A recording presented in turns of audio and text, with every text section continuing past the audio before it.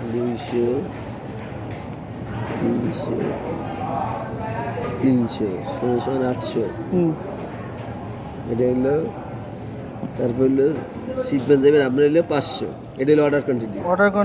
এটা হলো sheep quantity 800 piece হচ্ছে অর্ডার কোয়ান্টিটি 8 বোঝা যাচ্ছে না ওই 8 800 এটা সাইজে বের করে যেমন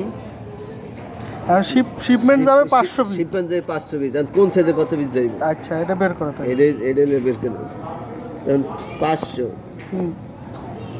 ভাগ হইলো 800 ভাগ হলো 800 ঠিক আছে ইনটু হলো 200 এই সাইজে দিলে 125 পিস ঠিক আছে 500 ভাগ দিলা 500 ভাগ দিলাম